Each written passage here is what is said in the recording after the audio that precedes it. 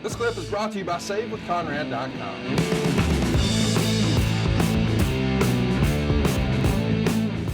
To win over Big Show, Billy Gunn, and Albert. They don't get very much time, 4 minutes and 23 seconds. But once again, it's a win for the Alliance. So it's going to be 3-3 here.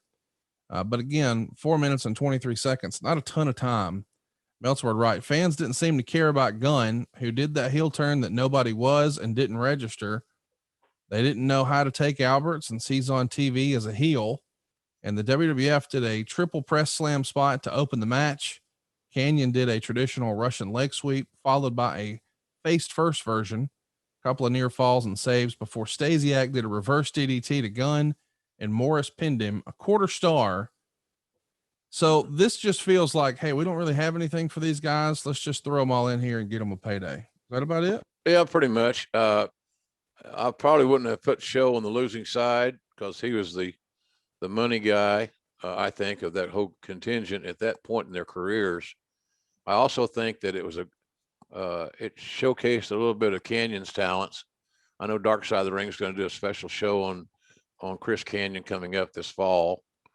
And he was a very unique character, complex character, left us too soon, but he was a very underrated guy. But you know, it's all leading to the crucial tiebreaker win. Who's going to win the night type thing? But we found out that when you get to the arena and you start having matches, it's all about the matches. It's not about our team versus your team, unless you have had issues leading into their match. And most of these matches didn't have that at all. So, but it was okay. I mean, you know, it was our quarter star. You know, I don't. That's all subjective anyway. I don't know what that means.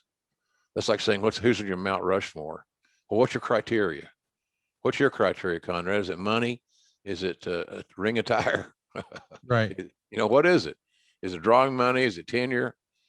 Titles held? I don't know what the criteria is for determining certain things like that. But it's hard to broadcast this show because we're trying to hang our hat on something people just weren't buying. And that was this team thing.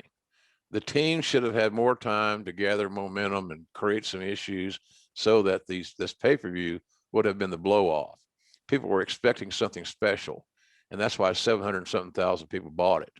And I don't know that we delivered something special, which I think is probably one of the biggest reasons that Vince didn't do the second one.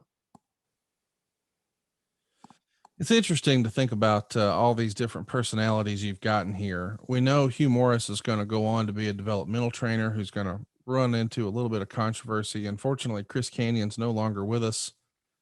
He sadly took his own life several years ago. Albert these days is helping run things with NXT. Billy Gunn has seemingly found the fountain of youth. He's working with you guys down in AEW, as is Big Show. Mm-hmm. But Sean Stasiak is still in great shape, not that old, and not doing anything in wrestling these days. Why do you think that is? Because he's working full time as a chiropractor. He's got a regular gig. And Sean was an interesting character.